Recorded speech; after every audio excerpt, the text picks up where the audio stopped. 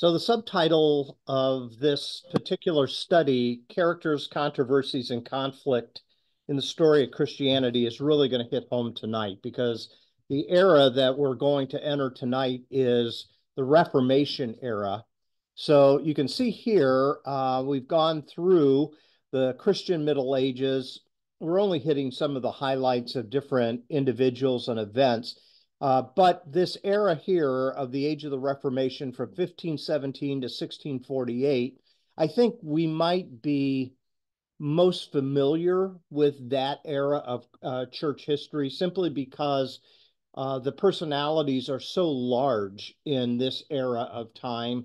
And depending upon what our religious background is, we might have heard some of the history of Lutheranism or Presbyterianism, that type of thing.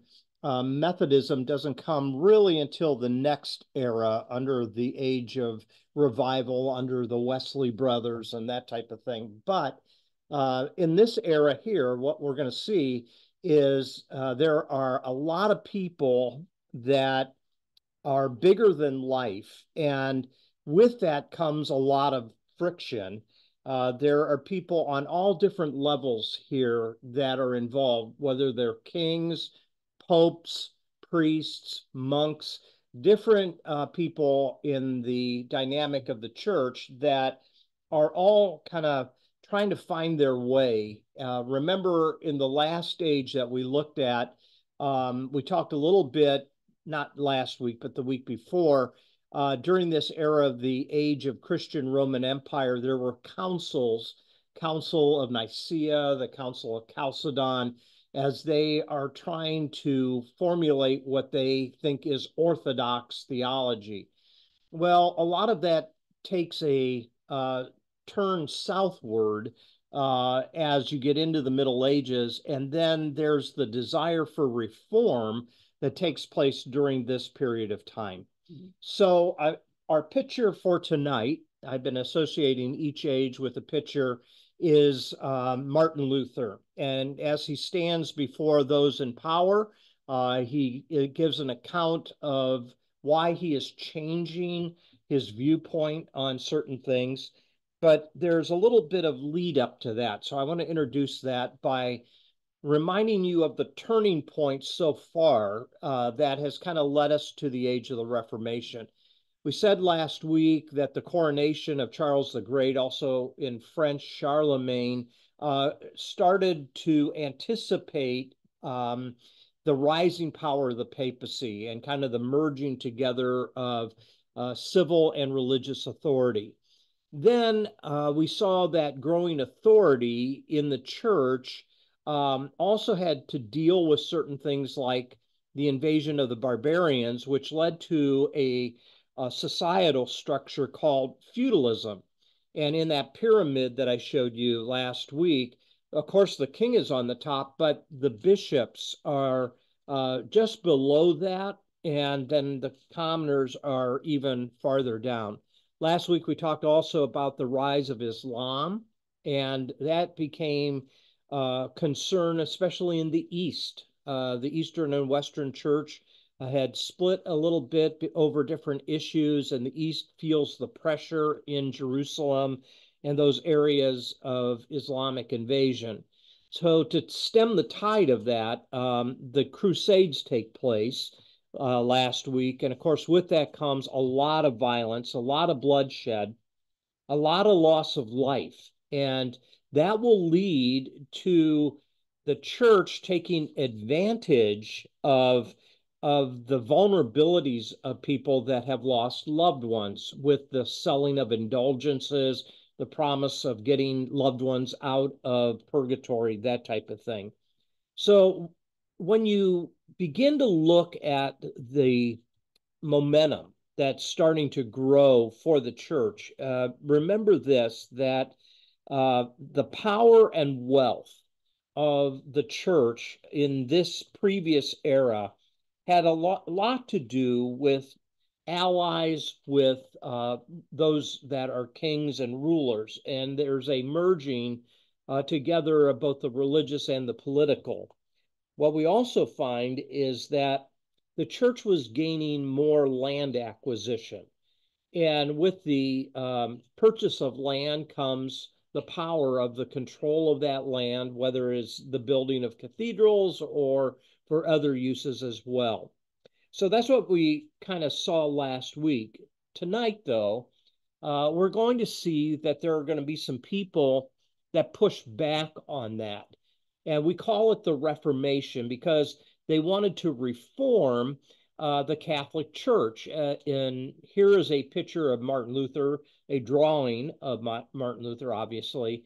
And sometimes we think of him and John Calvin as the two big reformers. But I want you to notice here there is really kind of four major traditions that come out of the Protestant Reformation.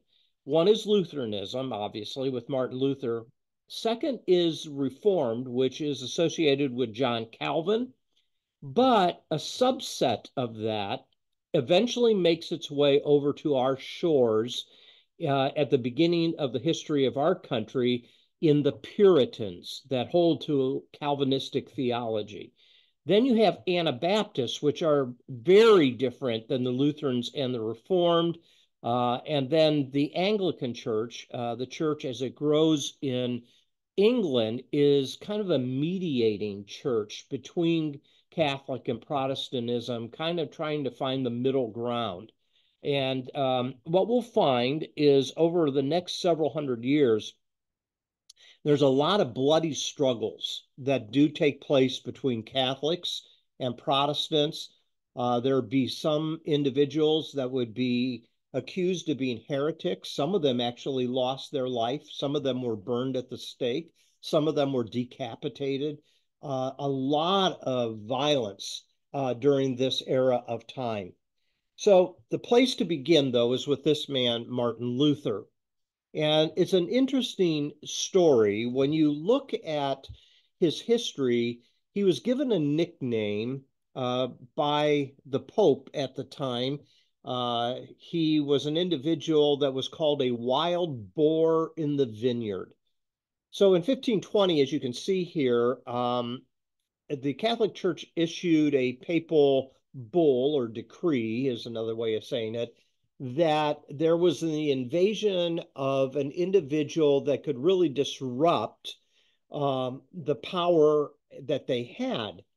And it's a long story, really, but Martin Luther would eventually be condemned for 41 different beliefs that he had, and they were considered heretical. And it all began really on October the 10th, 1520, uh, by being called a boar in the vineyard when Luther would take some of his students in Wittenberg, Germany, and burn the copies of the canon law that was issued by the papacy, and would even burn some of the works of different medieval theologians. And that really kind of became the spark, if you will, that would rage throughout Germany and move into other countries as a symbol of defiance against the Pope. And so now Protestantism, as it begins, at least initially, it's beginning with a desire of revising Catholicism. There was never a real desire by Martin Luther or other reformers, for that matter, to actually break away from the Catholic Church, but they did want to reform it. And it usually revolved around these four questions you see at the bottom of the slide.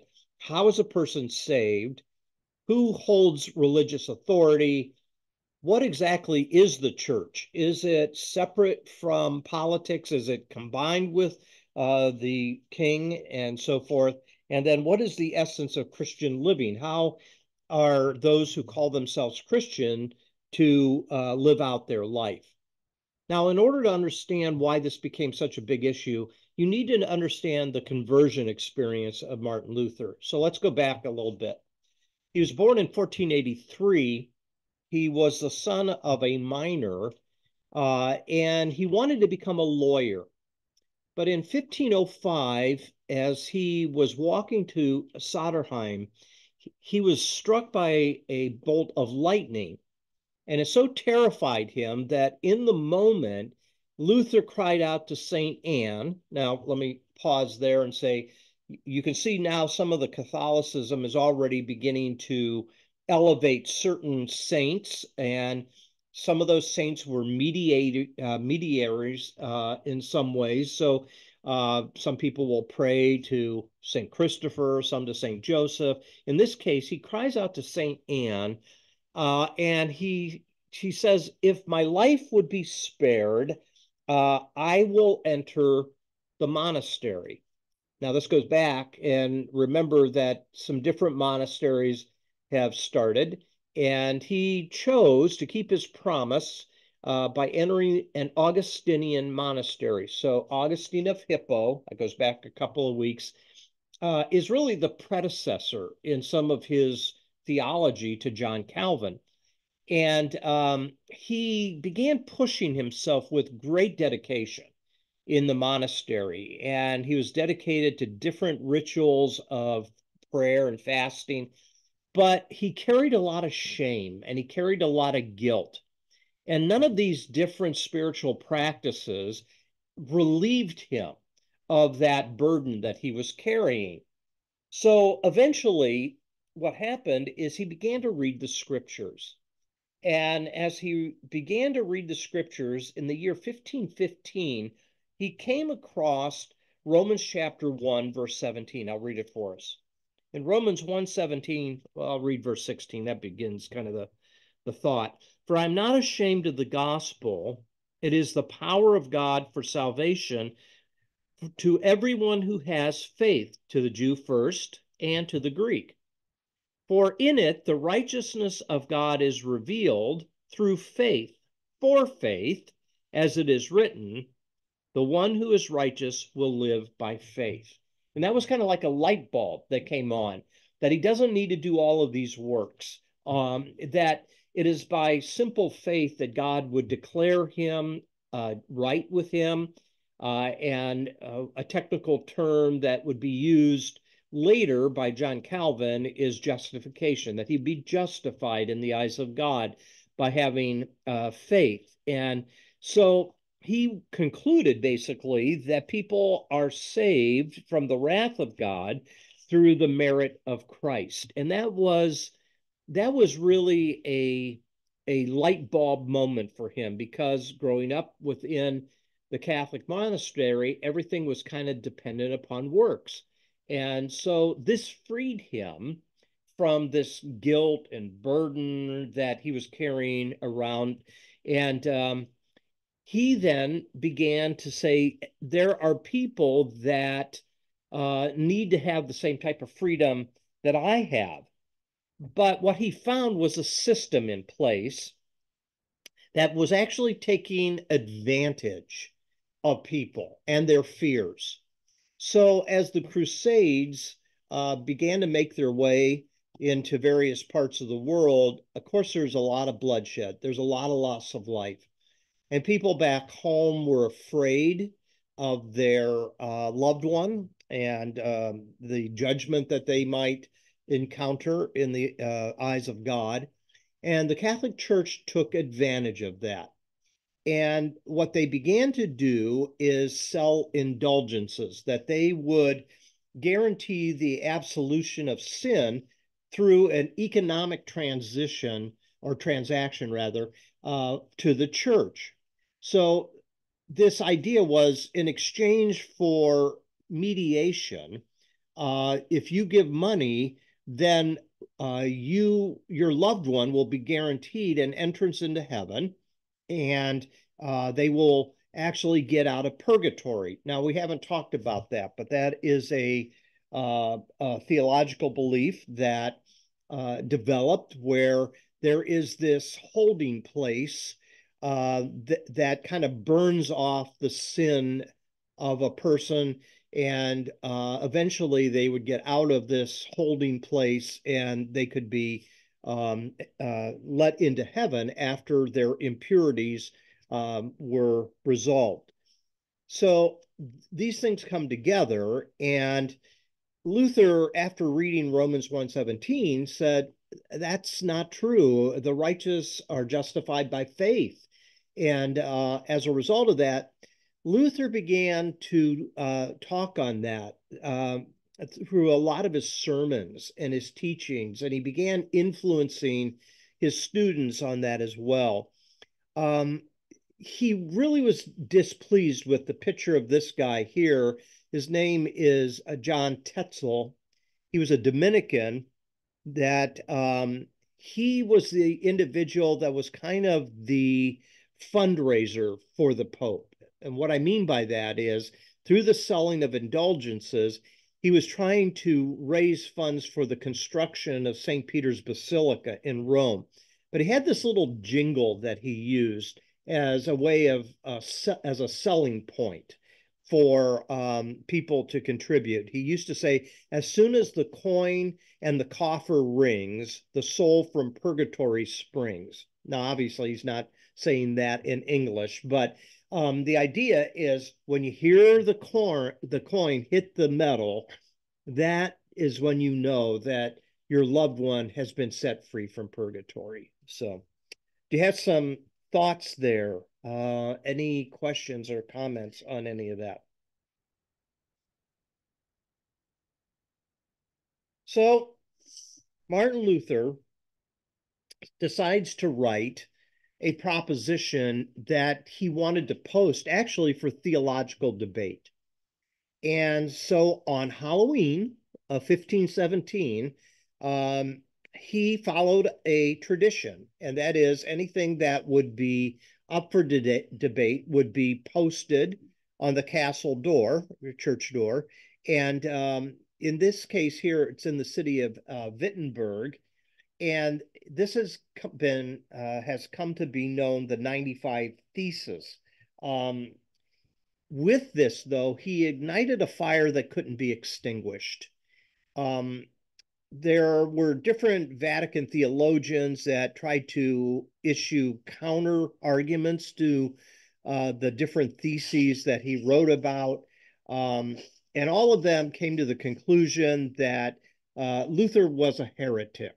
Now, to be deemed a heretic could risk not only arrest and imprisonment, but potentially loss of life as well. So to be deemed a heretic, again, going back to that idea of proto-orthodoxy that we talked a little bit about, that the majority view became the orthodox view, and then anyone that steered away from that particular viewpoint was considered a heretic. Well, Luther would engage with these Vatican theologians, but one thing that he insisted on is if he was going to debate them on these various things, is that he wanted scriptural proof for why they believed what they believed.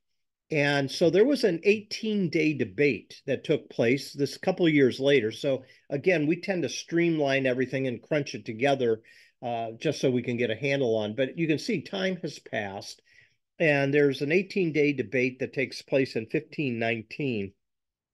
Nothing is really established there. I think there is ongoing debate, and what we find is that Luther really felt through these arguments that the church was in what he called a Babylonian captivity. Now, we're familiar with that from the Old Testament, right? The nation of Israel went into Babylon for almost 70 years, and it's there that they long to get back to their homeland and to exercise Judaism without interruption and without interference. Well, Luther argumented that basically the seven sacraments that had been developed by the Catholic Church was holding individual Christians captive because they were dependent upon the church for these sacraments, and there was no freedom. And so he called this the Babylonian captivity of the church. And the thing that he really attacked the papacy on was this idea that you needed the priesthood if you wanted to go before God. And so that made people dependent upon the church and upon the Pope and upon the priests and stuff. And one thing that he would write about is what's called the priesthood of the believer, that every believer has the right to go before God in prayer. You don't need an intermediary, that each individual has this freedom to go before God. Well, in 1521, Pope Leo X issued another papal decree condemning Luther, and he is excommunicated from the church.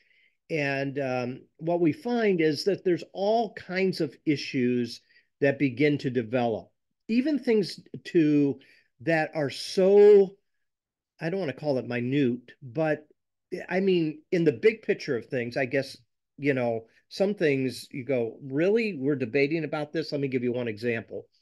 So, the sacrament of communion was very important to the Catholic Church, and they believed in what is called transubstantiation, that when the priest would um, dedicate the host, the bread and the cup, that the bread and the cup actually turned into the body and the blood of Christ. That's called transubstantiation, that when people are partaking of the bread and the cup, they're actually eating the flesh and drinking the blood of Jesus.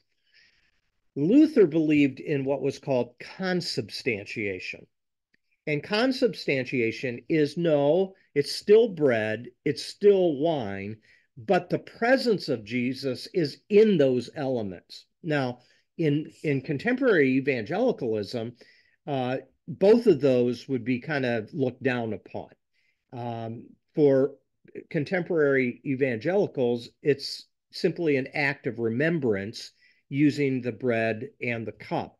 But Luther believed that it doesn't turn completely into the blood and body of Jesus, but the presence of Jesus is in the elements. Does that make sense? There's a little bit of difference there. So there was a lot of heated debate that was going on with those different types of issues. So finally, there is an opportunity that is given to Luther to defend himself. Now, he's been excommunicated by the Pope, but they're going to give him an opportunity to defend himself.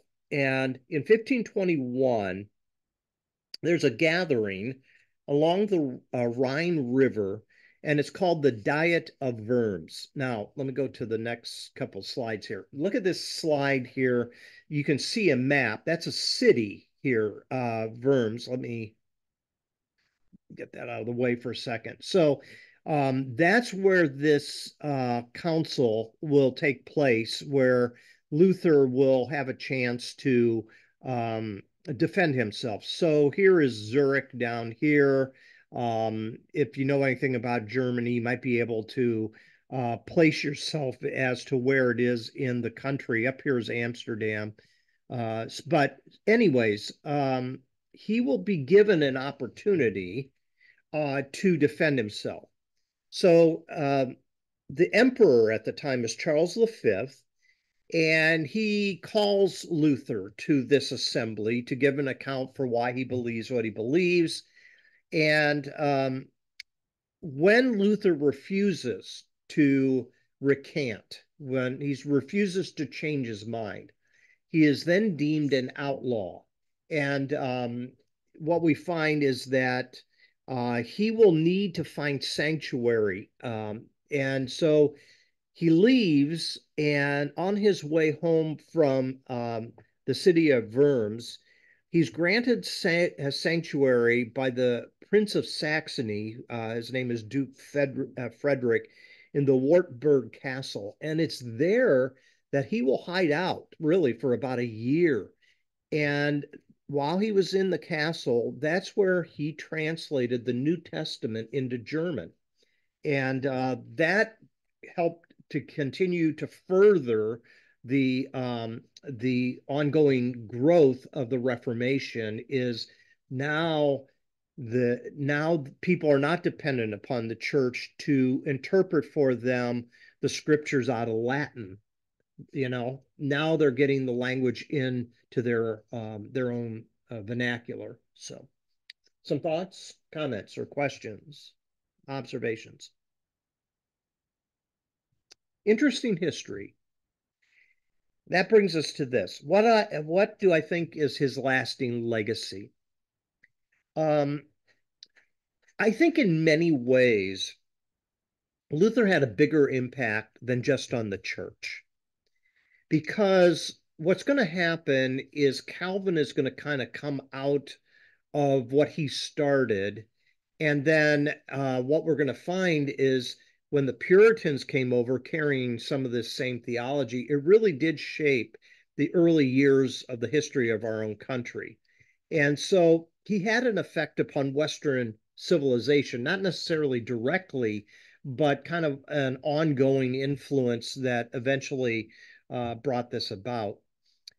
He had an individual, you can see his picture here, by the name of Philip Melanchthon, that that became kind of the basis of Lutheranism. He drafted what is called the Augsburg Confession. And Lutheran priests and theologians, and notice what I'm saying, a lot of the same language is being used for the church hierarchy. Priests, Lutherans have priests. Now, they will be different than Catholic priests, but at the same time, they're still using a lot of the same titles and so forth. Luther, as he aged, got a little bit, I don't know, how do I want to say this? He got cranky. And he was an individual that began to see that the Reformation was going to go in different directions. Again, remember, he wanted to reform the Catholic Church, not necessarily break away from it. And what we're going to see in especially Anglicanism and within Anabaptists, they're going to take the church in a whole different direction. It's not going to really look the same as it does in Catholicism and Lutheranism and Presbyterianism. So what will happen is Luther gets a little bit cranky and he begins to denounce other reformers because they don't see things exactly the same way that he does. Does that make sense? All right. So you might have heard also about how Luther he left the monastery. He actually found a wife by the name of Catherine that he married, and so now he's starting to set the church in different directions, from celibacy to marriage. A lot of different things are happening with Martin Luther. Now we're going to turn our attention to a group you might not know a lot about, but they are very influential. They're called the Anabaptists. And here you're going to see on this map again that I showed you a moment ago that between 1525 and 1550, so I mean, it's only 25 years, how far some of these groupings of Anabaptists take place. Look at the red areas here that have high density Anabaptist communities. So you might ask the question, well, what are Anabaptists? Well, Anabaptists are a group of people that really emphasize discipleship, and they felt that one of the best expressions of discipleship was to have a baptism with full participation and knowledge, which meant uh, the baptism of infants, that was something done to the infant. That wasn't their choice. And so they believe in what is often called, believer's baptism, that an individual is consciously making a choice to want to be a follower of Christ. They will be individuals that will become the forerunners of, notice these groups right here: Mennonites, Quakers, Baptists, and Congregationalists. Congregationalists, there's a good many New England type churches that were Congregationalist churches. Um, Even the Swiss Brethren were influenced by the Anabaptists, but they had a unique perspective. So if Catholicism was the blending of church and state, and Lutheranism, there's still some of that going on. Anabaptists believed in complete separation of church and state.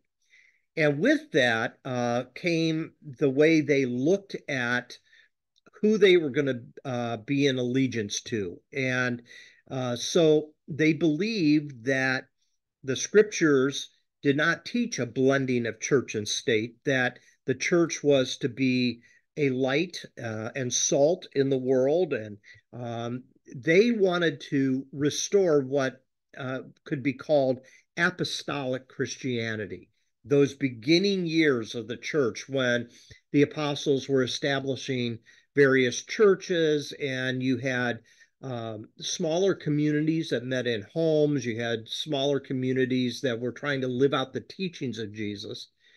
Going all the way back to almost the beginning of this study, don't forget what I said, that the church kind of changed from the teachings of Jesus to the teachings about Jesus. Okay. And that kind of took the turn. Anabaptists kind of wanted to get back to the teachings of Christ. You'll see a couple of unique things about them. They refused to be a part of worldly power. They did not take up arms, which means they would not serve in the military. They didn't believe in holding political office, and they didn't believe that they should have to take an oath. And so these three things are, well, four with the rebaptism. Anabaptist, Anna meaning being rebaptized. So what they were talking about is it's okay if you were baptized as an infant, but you should be rebaptized as an adult, making a conscious decision. Does that make sense to everybody? Okay, so pretty influential group in a short amount of time that kind of lingers on in some of the belief systems in some of these groups, some of them more extreme than others. Mennonites, Quakers, in comparison to Baptists and so forth. But okay, now we turn to John Calvin. Here's an image that represents John Calvin. John Calvin grew up in Paris, and he was an individual that uh, was very dedicated as an individual in wanting to reform Catholicism, just like Martin Luther did. Now, there's a pretty considerable time gap that you're going to see between Martin Luther and John Calvin, almost 100 years difference. I might say that you had hints of Reformation um, even before Luther and Calvin, but these are the instrumental individuals. So, what happens is John Calvin, as a young man, he makes his way first to Basel for study over in Switzerland, and eventually he is compelled to go to Geneva, Switzerland. Now, Geneva had all kinds of different factions that was taking place, and um, it was also an area that was known kind of as being a licentious type of area. And so Calvin is going to dedicate his cause to trying to reform first the city of Geneva, Switzerland. He forms kind of the third wave of Reformation. So the first being Lutheranism, the second being Anabaptist, the third being Calvinism. Now you'll find Calvinism and that theological system primarily found in Presbyterian churches. However, Dutch Reformed and German Reformed churches will have a link to Calvin as well. So Calvin is going in. Initially, he wanted to be a reformer, and he is an individual that was a lawyer. That's what he studied to be, was a lawyer. Now, I want you to keep that in the back of your mind. Luther was primarily motivated by the study of law. And I think, this is my opinion, I think he superimposes kind of that legal mindset on the scriptures in various places. And so you're going to find this very, oh gosh, this very authoritative approach to who God is and what he is like and those type of things. So Reformation, Reformed rule, is found in Calvin. The meaning of Reformed Christianity is shaped by one dominant thing. And the one dominant thing that it's shaped by is the sovereignty of God. So, the sovereignty of God, meaning God is all powerful and he can do what he wants to do and he doesn't ask your permission. Okay. So, he he's in Switzerland.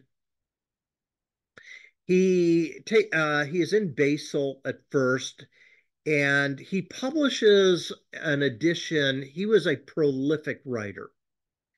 He publishes what is called the Institutes of the Christian Religion. I don't know if you've ever heard of that or not.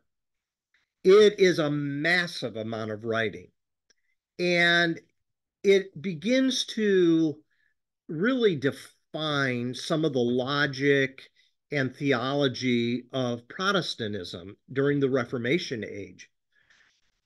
He will work on that and he will refine it, and he'll publish even a larger work 20 years later that's called The Institutes. But his work is primarily focused on the sovereignty of God is the dominant attribute of God. In other words, everything else, love of God, compassion of God, everything else comes under the umbrella of the sovereignty of God.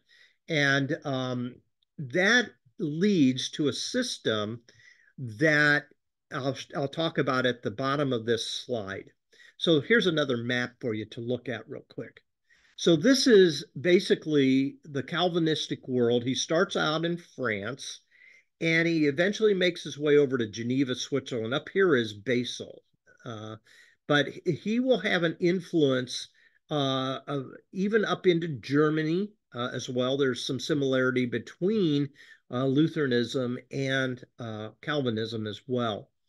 But Geneva was kind of not an end in and of itself, as you can see on the slide. He used Geneva as kind of a area of refuge for Protestants that were being persecuted by the Catholic Church. If they wanted to find some type of refuge, they could find it in Geneva.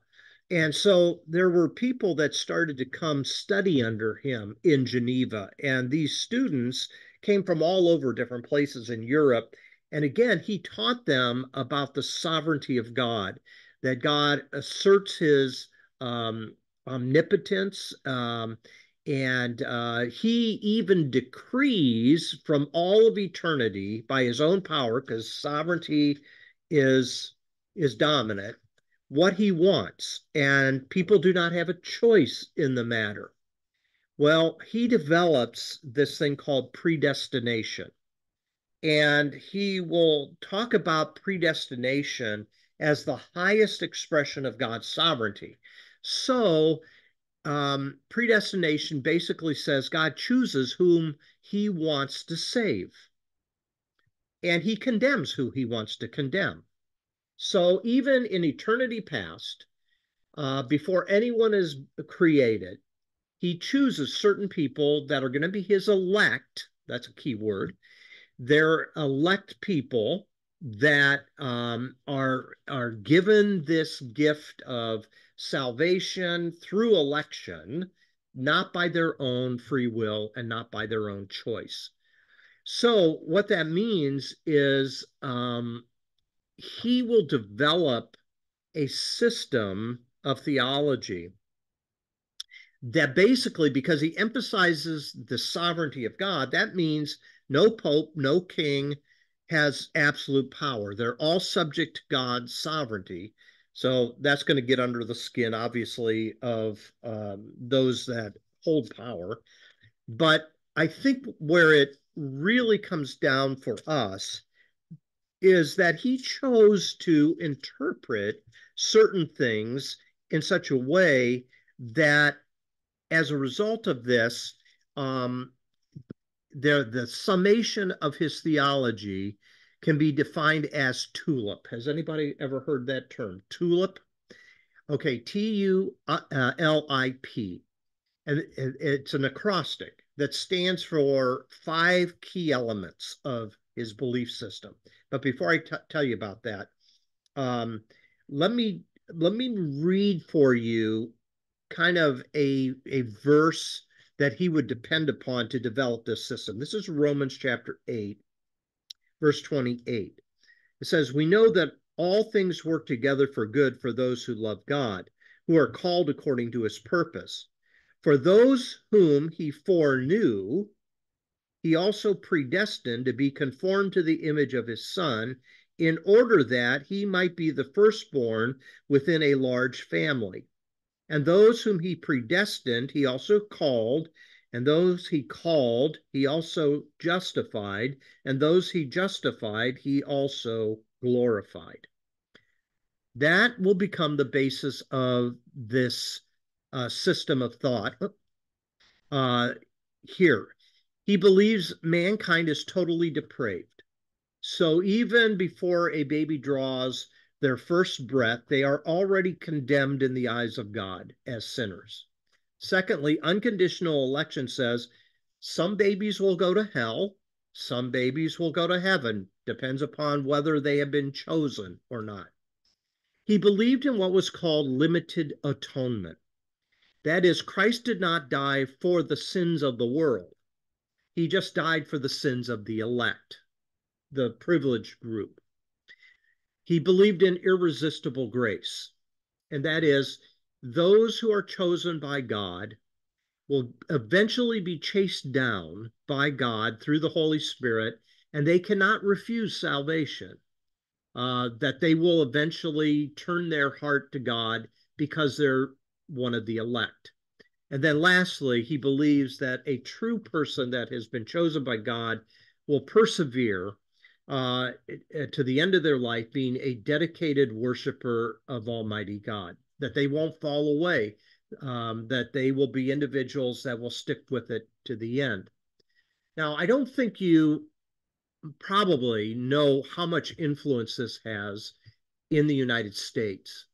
I mentioned the Puritans a moment ago, but there's still a lot of Reformed theology in different churches around the country.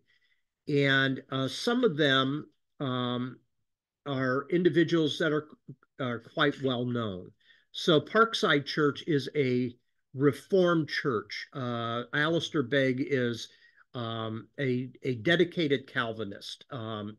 If you ever visit Parkside Church and you walk into their library, which I did on one occasion, all of their books are Reformed theology. All of their books are those authors who believe in Reformed theology, as I tried to explain it simply here on this slide. But let me stop there and see, some Presbyterian churches really stress the election. Some have become not as dedicated to that system, but they're still Presbyterian. So there's all kinds of different Presbyterians. There's all kinds of different Lutherans. Next week, when we talk a little bit about how Methodism starts, or not next week, but in 2 weeks, we'll see that there's all kinds of different Methodists as well. And we're seeing this type of thing happen around us. Like right now, the Methodist Church is splitting right down the middle over the LGBTQ issue. And, those that are staying within the church and are accepting of LGBT are United Methodist, and those who are saying no are breaking away, and you're starting to see global Methodists starting to emerge. And so that I only say that now because those are the type of things that happen over and over and over again in these different denominations. You have breakaways.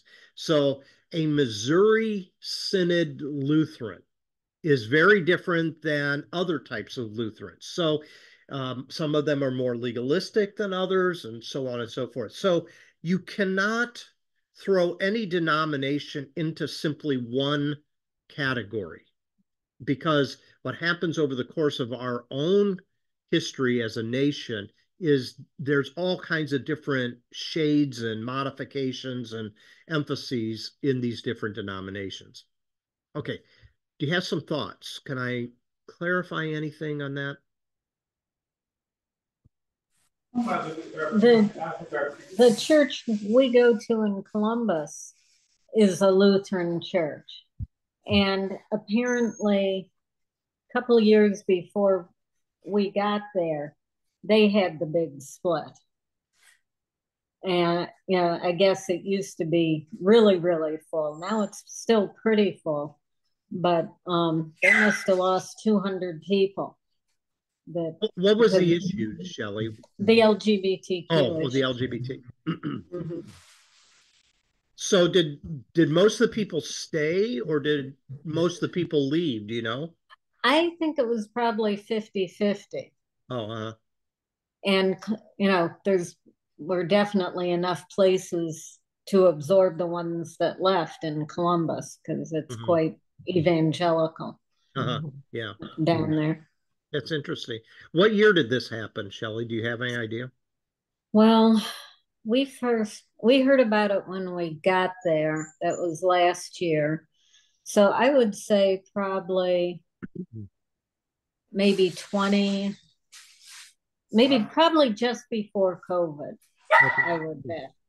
So more recently than going all the way back to the Marriage Amendment Act, the equal 2016 in 2016 when when I left Erie side, but Yeah, so I this is would have later. to ask, but it hasn't been long at all from what I've heard. Oh, Bud's saying maybe 5 years. Okay, interesting. Yeah, that's interesting. Bud, I thought I heard you saying something as well. Did you? Were you going to say something? I don't think our people are priests, though, are they? No, they're not. Our guys are not priests. See, again, you have developments that take place. So there's different types of developments happening in the denominations. So there will be different denominations now that will call their leader pastor, obviously, rather than priest. But at They least do. at least initially in the Reformation, you don't see as much of that distinction because it's coming out of Catholicism. Does that make sense? So, Mhm. okay. All right. Yeah, I was in the Missouri. Well, I grew up in the Missouri Synod Did Lutheran you? Church. It Mm-hmm. was very, very conservative, and like every every year, like the last Sunday in October was the Reformation Sunday, Mm-hmm. and it was sort of a big thing about Martin Luther. And I remember as a little kid, we went down to Public Hall, and all the Lutherans from the area came, and we had a big service down there Mm-hmm. for that. Yeah. And do you remember, Beth, how they were organized? Like um, different churches have synods or presbyteries They or were in the Synod, Missouri Synod, okay, yeah. Okay. and they were the conservative branch. Now, my great aunt that lived in Tiffin, Ohio, she was in the American Lutheran Church, was a little less conservative. I mean, it was still Yeah, conservative, but not as the Missouri Synod. right. They were really something. Well, I think you have that within all different types of denominations. Mhm. You you have you have smatterings of differences within any denomination really that you can think of. It Yeah. just seems to be human nature that there's these splinterings that go on. And Okay, then Go when ahead. I was at Friends Church, they were kind of like the um well, where was it? We went The over it. Mennonite, they had Mennonite influences, I think, initially. Yeah, well, there's some they couldn't oh, like you couldn't bear arms. You Hmm. couldn't take an oath. If you went to court, you had to take another kind of say something else. You Hmm. couldn't say, I swear, to tell the truth. You couldn't Yeah. say that. You had to say something else. And then a couple of the men that were in the church had been in the army and they didn't bear arms, but one served as a medic or something else in there. Yeah. And they didn't want you going to movies. They didn't want single people dancing, which was crazy. Hmm. Yeah. I thought that was Well, nuts. all of that is still kind of residue from that Anabaptist Hmm. approach that began to filter down. Actually, your dad really uh, was Anabaptist, right, Esty? Yeah. So, well, he was Baptist, but he was influenced by Anabaptist Yeah, theology, right? yeah, and he was drafted into the Second World War at the age of 17, and he refused to carry a gun. And he has a trade of a tailor, so they just had him taking his sewing machine along, and he never carried a gun because he refused to. And Hmm. at the age of 17, he went through Second World War with not bearing arms. He's Hmm. mending soldiers' uniforms. Mending uniforms so they had things to wear. Yeah. So it's interesting, some of the different influences that continued to, you know, come down even to our own day and age. Let me finish up Calvinism real quick here. So Calvinism actually migrated north into Scotland, and it became a very Calvinistic area of Protestantism. And there's a guy by the name of John Knox. Here's a portrait of what he looked like, that was an activist up in Scotland. Now, what's interesting about him, um, I think we've heard of different names on occasion. I think most of us have heard of Bloody Mary, right? She was the daughter of Henry VIII. He was forced to flee uh, when there's this ongoing back and forth between Catholicism and Protestantism, and it depended who was on the throne. And in the case of Bloody Mary, um, Knox fled, and he escaped to Scotland, and that's where a lot of the Calvinism grew in that area of Scotland, was through John Knox. He by You can see here, by 1516, Calvinists were in control of Edinburgh, and they abolished Roman Catholicism. Um, and the reason I included him in tonight's study is Bloody Mary and John Knox kind of symbolized the war between Protestants and Catholics. And, you know, until not too long ago, even in areas of Ireland, Protestant and Catholics still hated each other, and there was constant conflict between them and stuff like that. So it's interesting how some of these things continue to filter down into our own histories. Was he a contemporary of Calvin or was it after Calvin, John Knox? Um, I don't have an exact date on him. I think he is kind of he was influenced by Calvin. Uh, I'd have to look that up, Estelle. So it was 1560 here and 1528 for Calvin. Mhm. Maybe he was like 30 years later. Yeah, possibly. Yeah. All right, let's keep going. We're going to have just a couple more influences, and then we'll be done for tonight. So now the another influence from the Reformation was Anglicanism. Now that's the Church of England. Now you want to talk about an area that constantly was like a ping pong match between Catholicism and Protestantism. England was influenced by both, depending upon who was on the throne. Now, what's interesting here is a picture of Anne Boleyn. Now, a little bit of background here. Um, what we see in the English Reformation is that it will become the backdrop to a lot of the Anglo-American denominations. So there's still that influence there. England does break from Rome, and Henry VIII desired to have this woman, this is supposedly a drawing of her, as his wife. And there's a reason for it. Henry VIII was married to uh, his wife, Catherine of Aragon, and she was unable to give him a son that would carry on the dynasty. And so he he appealed to the Pope to give him an opportunity to get divorced from Catherine, so that he could marry this woman, Anne Boleyn.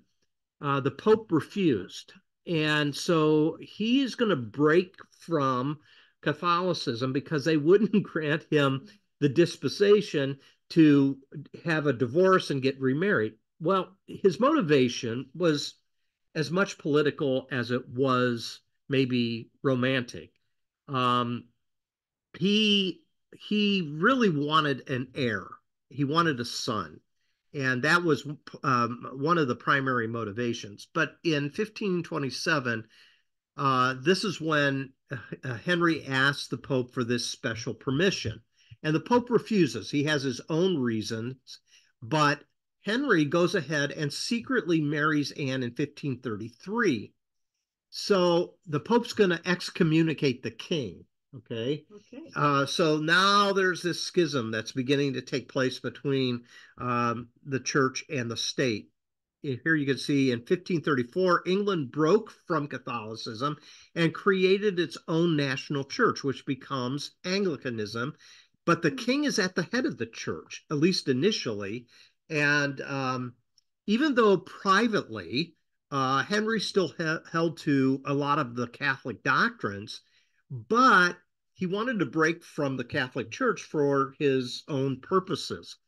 That's why Anglicanism still looks a lot like Catholicism in some ways. A lot of the high liturgy and even some of the titles of the offices that are in Anglicanism still has some connections to Catholicism. The one thing that Henry did, though, that is interesting is that he orders that an English Bible be installed in the churches, that they would be in the pews, and this will tie back to William Tyndale's English translation. Tyndale, who worked feverishly on translating the Bible into English, it was initially resisted by the Catholic Church, and when Catholicism was still kind of in power, Tyndale tried to smuggle English translations into England, and he would eventually be condemned, and he would be in prison for 17 months before they executed him.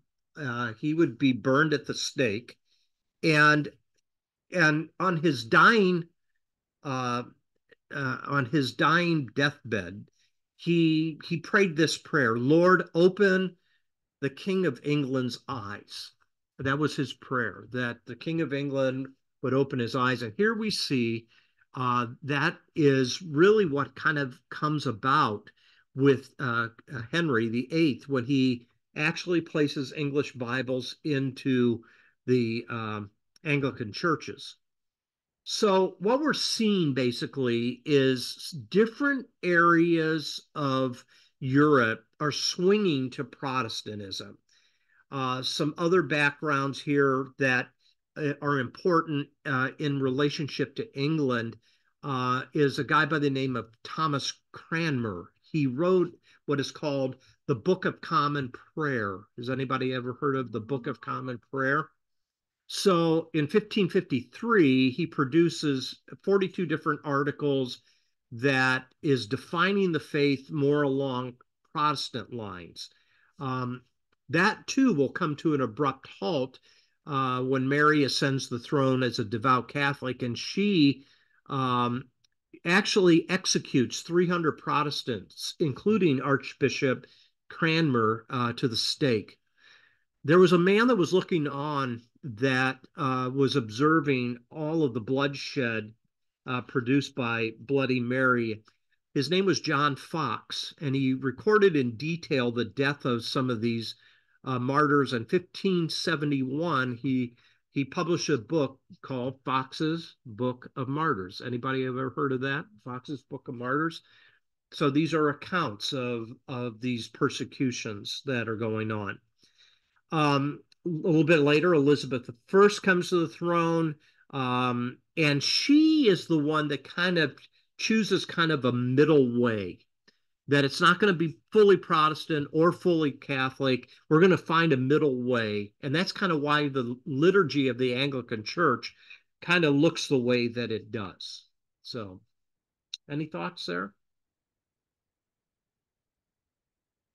Now, believe it or not, from the Reformation also came a Catholic Reformation.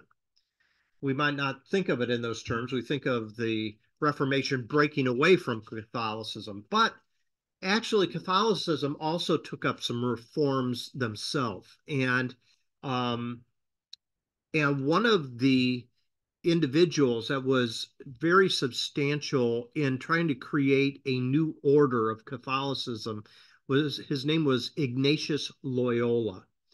And he started what has come to be known as the Jesuits. Have you ever heard of the Jesuits? There was also called the Society of Jesus.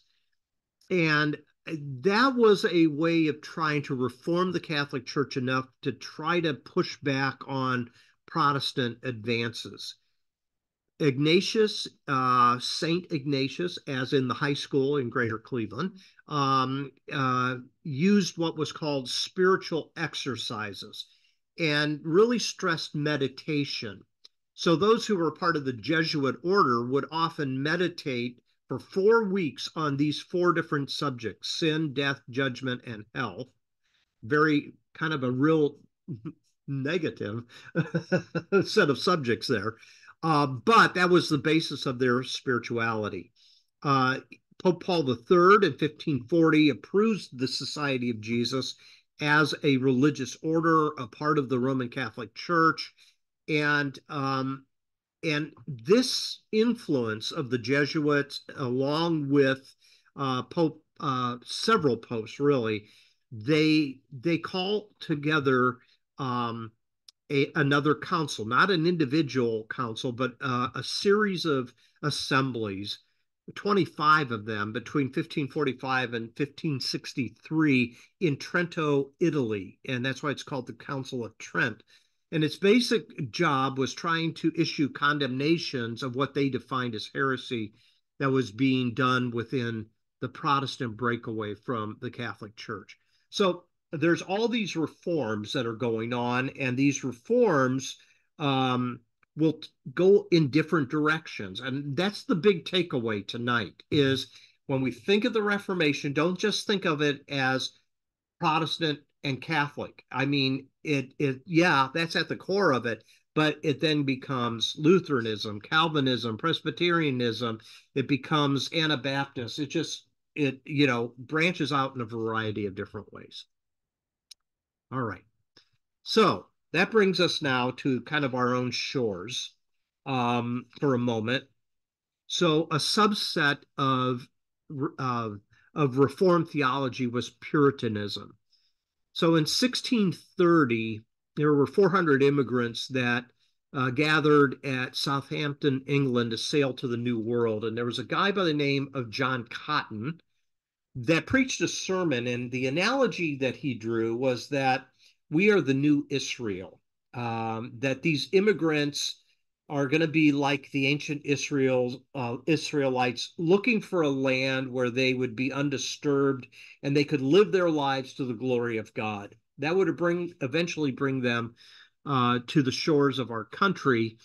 They emphasize several things. They emphasize the Bible. They emphasize that they were the covenant people of God, carrying on God's work in the world, and that they had a divine mission to be salt and light in the world, and to expand that. Now, when we think of Puritanism, though, most of the time what we think of is hyper-religious person that could be filled with a lot of self-righteousness and repression with, as I put here, with the haunting fear that someone somewhere might be happy. They were a very negative bunch. They really were. Um, a lot of the imagery that we see from the early days of our country can be tied a little bit to the Puritan influence in the initial years of our country. Why did they come?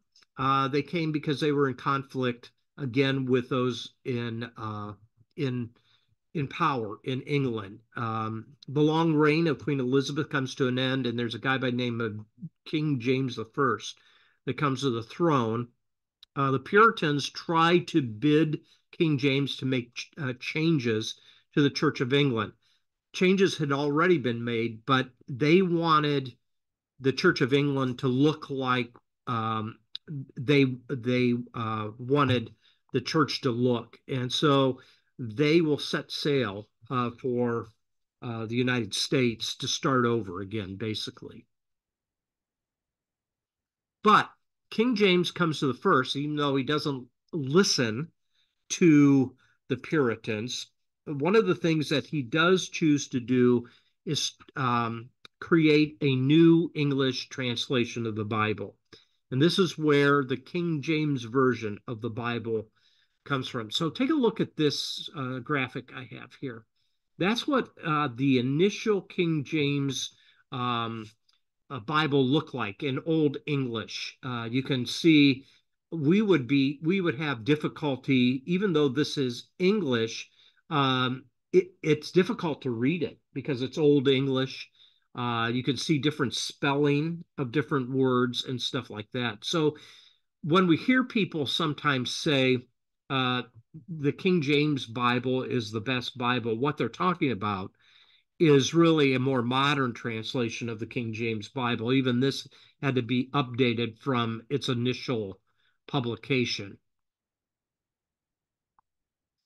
So 1611, that's the big date. What we find is that the work of Tyndale, that published the first English New Testament in 1526, after all this turbulation that was taking place in England, there were different English Bibles that were already in existence.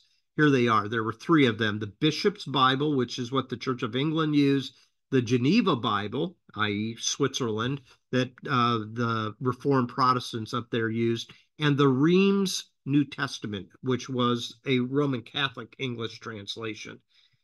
Well, King James said, we're going to set out a translation that's going to be the standard bearer for English translation. So what he did is he appointed 6 committees, 54 different scholars to prepare this translation. He used previous English translation work. He also used Hebrew, Greek, and Latin texts as a way of compiling the King James Version. And different people have different feelings about the King James Bible. It is certainly one of the most poetic translations in English. There's no doubt about it. The problem is the verbiage that is used is outdated, and you can read it and it uses language that we don't use anymore, and let alone know what the definition of some of those words are. So, anyways, I've said this often, uh, and as we wind down tonight, there will always be more uh, new translations. That will never go away because language always changes.